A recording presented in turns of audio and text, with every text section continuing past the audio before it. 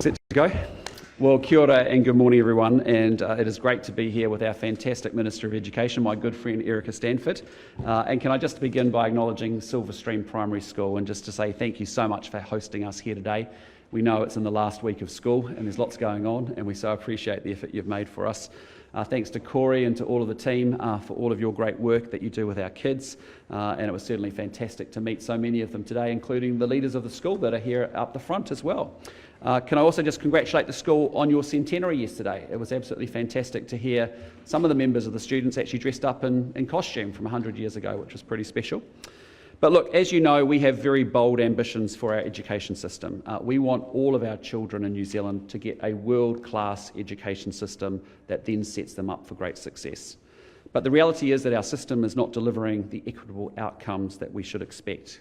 Our NCA achievement rates have fallen for the third consecutive year, and nearly half of our kids were unable to pass the tests needed to demonstrate basic numeracy and literacy skills. At Year 8, only 42% of our kids are meeting or exceeding the expected curriculum level for maths, and more students are arriving at school with learning support needs that are not met by the current system. So what does this mean for our students? Well, it means that last year, about 11,000 kids left school without gaining a secondary qualification. And under our government, that changes. The decisions that we make in education are evidence-based, and we must use good quality data to make sure we are improving outcomes. Because if something isn't working, we need to change it, and we need to work much smarter. So we've got a clear plan on how to do this, which is laid out in our education targets and our priority areas, which Minister Stanford has talked to before. We have committed to ensuring that every child will learn to read from next year using structured literacy. We're requiring teachers to do an hour every day each of reading, writing and maths, and we've put mobile phones away for the day to reduce classroom distractions. And we've laid out our timeframe for introducing our updated national curriculum that makes it clear what children should be taught and what they should be able to understand, know and do after each year of school. And today, we are giving certainty to parents on how their child is progressing at school. And with that in mind, I'd like to pass over to Erica to share a little bit more about how we'll go about that. Well, tēnā koutou katoa, ngā mihi nui kia koutou. Good morning. Thank you, Prime Minister, and thank you to Corey and Lorraine for hosting us here today at Silverstream. A few months ago, I announced our 6 priorities in education, how together they form part of our plan to raise achievement and to close the equity gap. And we want to see 80% of our kids at curriculum by the time they reach high school. And to do this, we need to know how students are progressing through the curriculum. And we need to know as early as possible where we may need to provide them with some extra support. And all parents want consistent and regular information on how their children are doing at school. Monitoring student progression is an essential part of a world-leading education system. Many schools already do a fantastic job of this, and I meet principals and teachers up and down the country who show me great examples of assessment practice in their schools, including here at Silverstream. However, successive ERO reports tell us that this practice just isn't consistent across New Zealand. And it really is far too late to find out halfway through secondary school that 40% of our learners do not have the basic numeracy and literacy skills that they need to succeed in life. So today, I'm really proud to announce that this government is going to give parents certainty about how their kids are doing at school.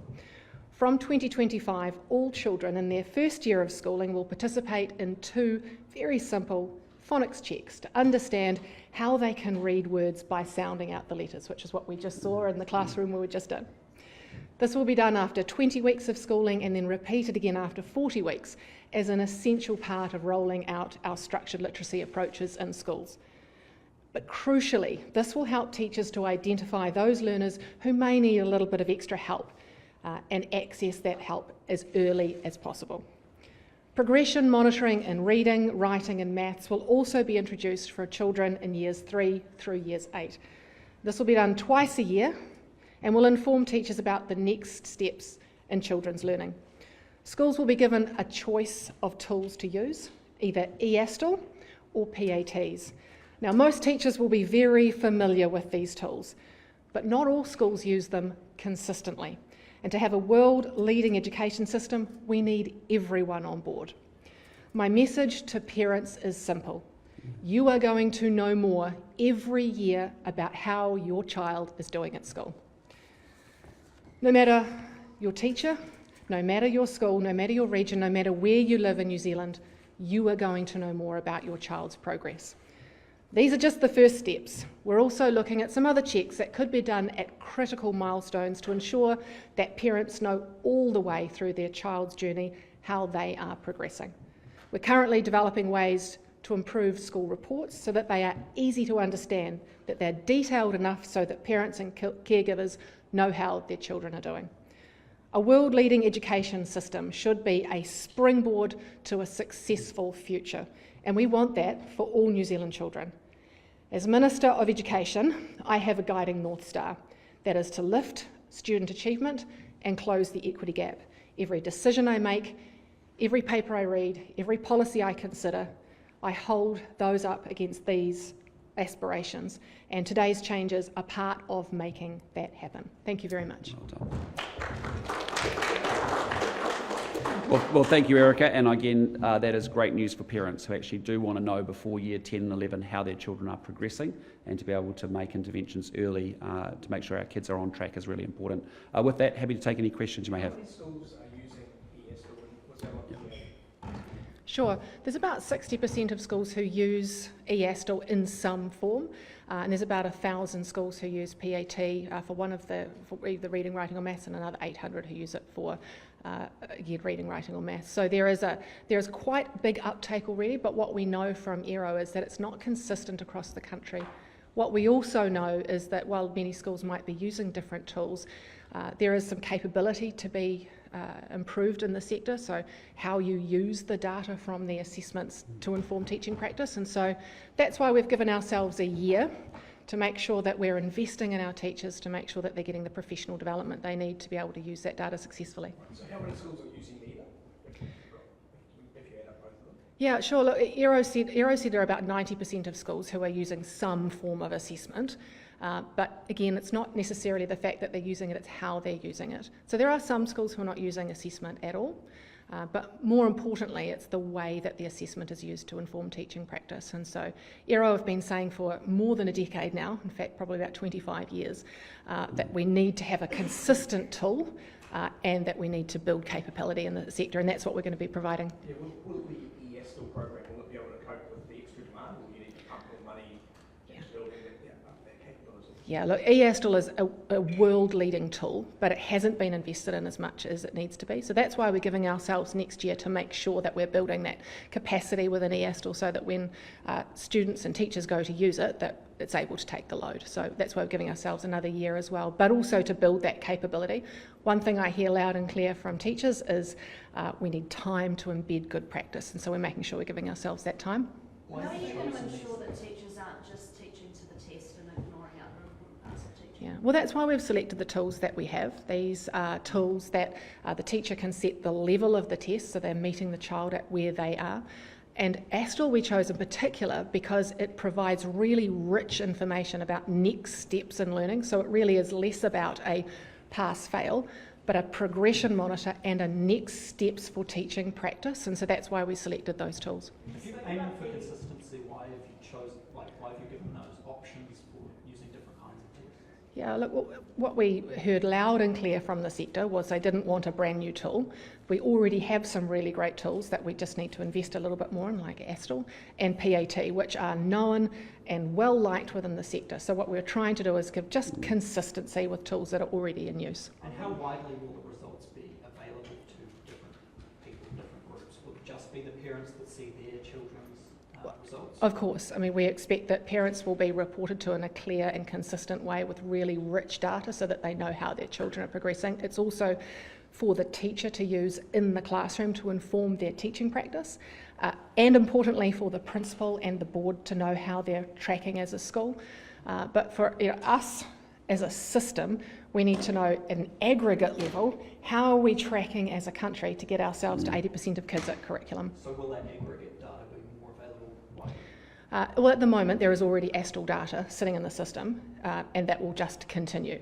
So it sits in a system. It's very difficult to pull out, and for example, you as the media, to pull it out and look at any trends, but us we're able to use that data in aggregate to look at the trends. So you're saying it could be used to build league tables? There is no ability to use ASTL to create league tables, which is why we've picked the tests that we have, because it's not our intention to pit schools against each other. This data is for parents to know how their kids are going, teachers to inform practice, and as a system to know how we're tracking. So ASTL data is already available. It's used by 60% of schools, and a league table has never been created. And that's because students are not sitting the same assessment. They're sitting assessments at their level. So it's very hard to then pit schools and students against each other. That is not our intention at all. Sorry? What will happen to schools that aren't performing based on this data? Well, the thing that ERO have been saying for a really long time is that we need consistent tools to raise student achievement. So one of ERO's jobs, as you know, is to go into schools and work in partnership with them to help them raise student achievement. And having this tool available that is used consistently across the sector will give them a much better understanding of which schools need intervention and need that partnership work with ERO to help raise their student achievement. Sorry.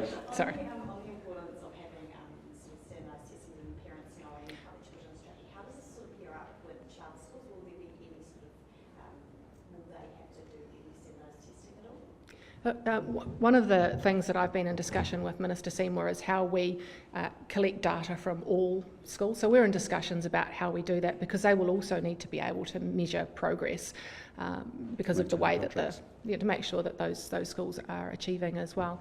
But I would note that this is a consistent tool, not a consistent assessment, because children will be being assessed at where they're at and measuring their progress.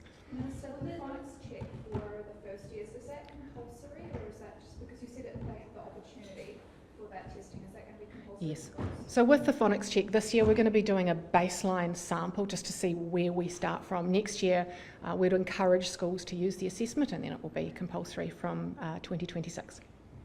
Sorry. Does this help to grow Te Reo Māori more, and what is the government's continued commitment to growing Te Reo Māori in school education?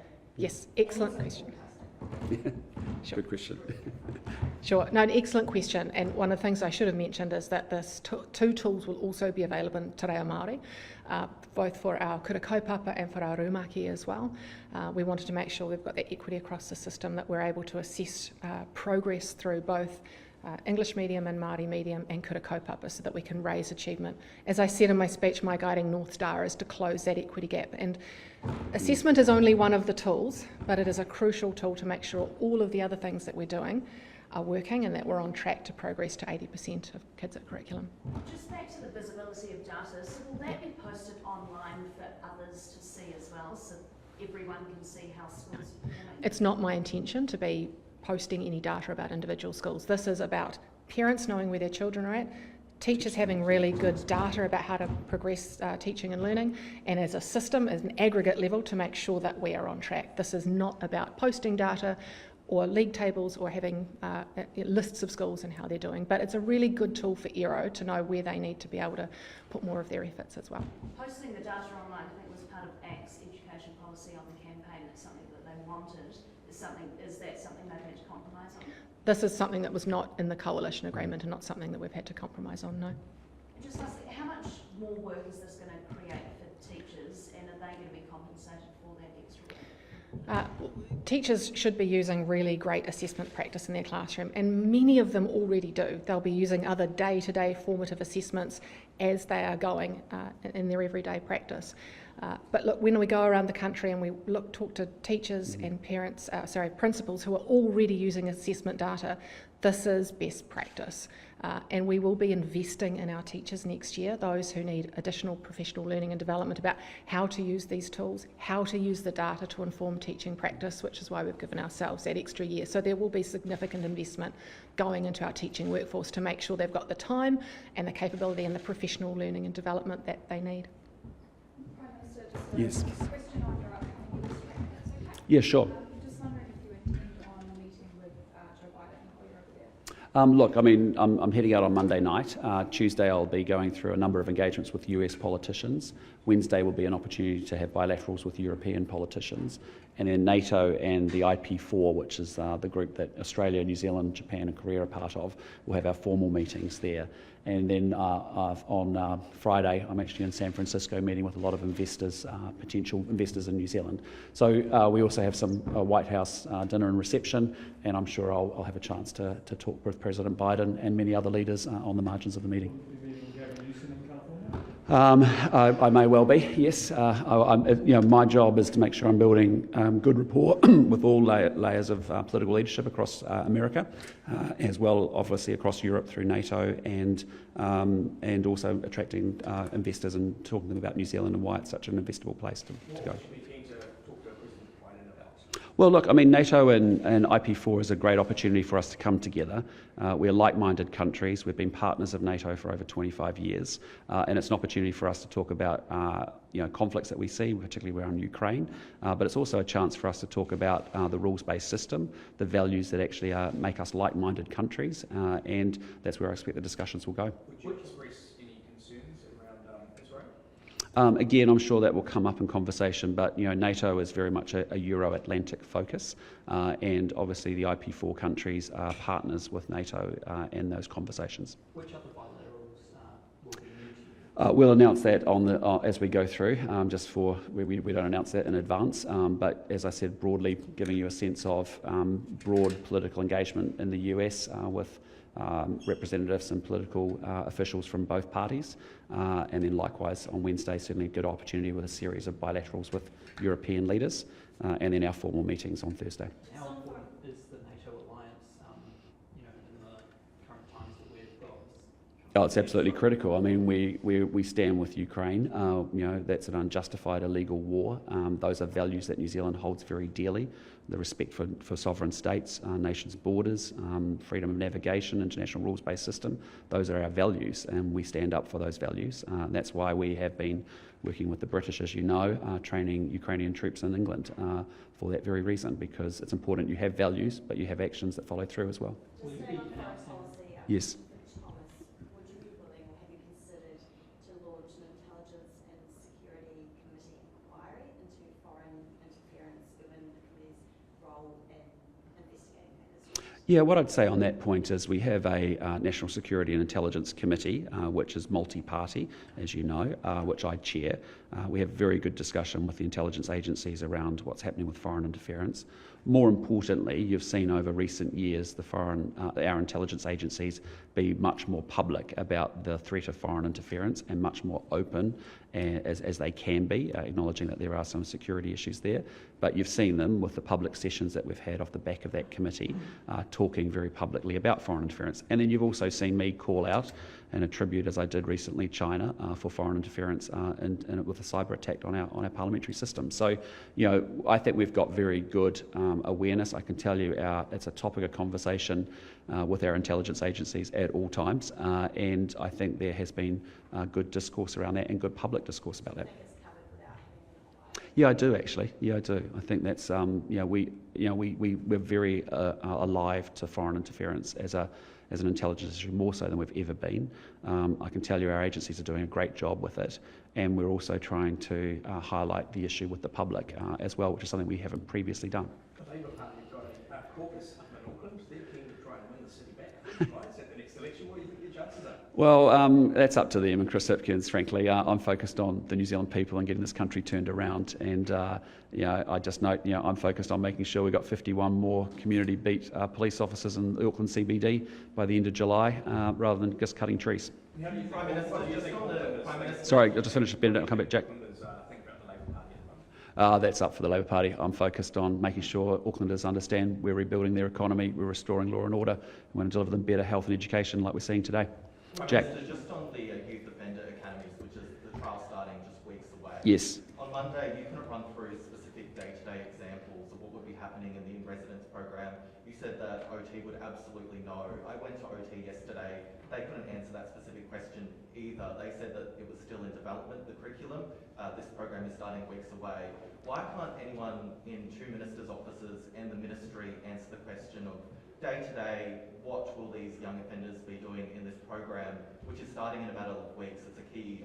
Yeah, well, what I'd say to you, Jack, is we're not going to give you a 5-minute blow-by-blow as to what's happening in a program, but what we can do and what we have said to you is very clearly is that there's a 3-month residential focus, there's a 9-month community focus. Right from day one, we have the community organisations embedded with these young people. But the initial focus is making sure that there's core components that we've built in from police advice and from defence advice, making sure there's disciplines, making beds, self-presentation, showing up for physical exercises, teamwork activity, personal discipline, health management, all those kinds of issues. And at the same time, we've actually started the conversation to make sure we put the community organisations in early, work with the families as well, siblings of these people, of these young people as well, and that will continue over a 12-month program. Military style activities is a very vague term, though.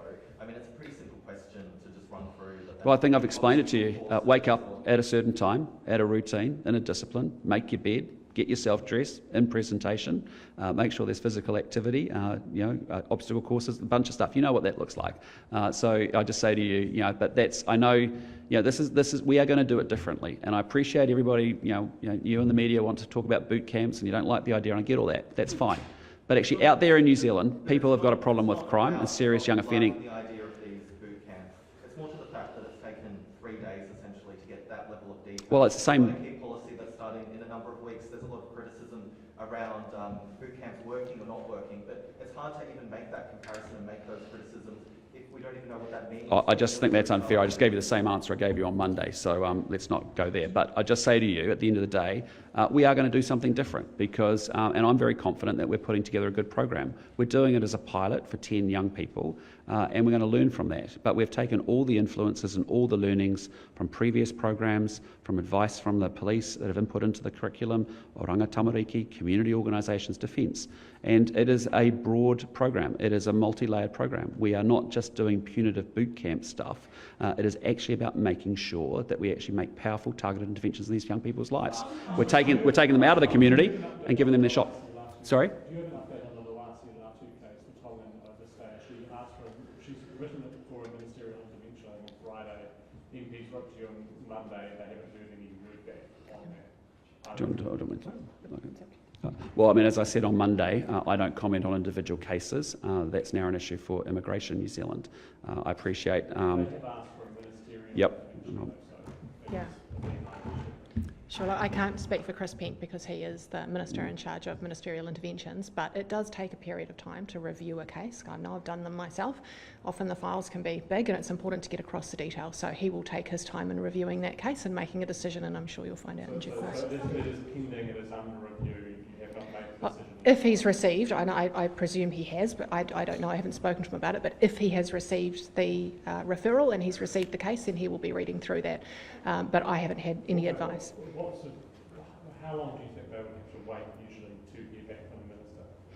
Well, ministerial interventions can take a period of time, but usually we will triage those depending on when people are due to leave the country. So there's always a... Sorry as well. Sorry, just to help. The phonics known for about 2 years. Sorry. Phonics known for about 2 years of the shortage in the medicine that treats severe symptoms of menopause. Are you comfortable with this? We're experiencing a major shortage at the moment. Look, that's obviously an issue for Pharmac to manage. What my job has been is to make sure that I spend $604 million getting 54 new medicines, 26 of them new cancer medicines. That's been our focus. That's clearly an operational decision for Pharmac. Just on building consents. Yes. Building consents are falling rapidly now, and Climate Audit's chairman has publicly stated their organisation won't be building any more houses. How many houses are going to be built under your watch, and would you think about setting a target? Again, what we've committed to is we need to build more houses across the housing portfolio. We need to open up brand new houses for building. We need to put more supply of rental properties into the market. We need to make sure there's a greater supply of social housing. That may come through a mix of KO and also community housing providers. Our immediate focus right now, as we think about what's march through quarter by quarter each through the year, has been to make sure that KO, which is actually, we want that to be a better performing organisation, better financial management, better asset management, better culture, better consultation, and that's why we've changed the chair, and that's why we're refreshing the board, and that's why we want a turnaround plan by the end of the year. But does the number of falling building consents, does that concern Well, that is a function, building consents across New Zealand is a function of where we are in the economic cycle and the hangover that we're dealing with from the previous Labor administration. The reason that we actually have building consents down is because government spent 84% more money, drove up domestic inflation, drove up interest rates as a consequence to treat that. That has now put our economy 4 out of the last 6 quarters into a recession, and that has then led to rising levels of unemployment and lower economic activity. That's why we're working so hard to actually get the economy growing again, to rebuild it, so that we can actually get all of our sectors firing and doing well. Okay, thank you very much, everyone. Appreciate your time.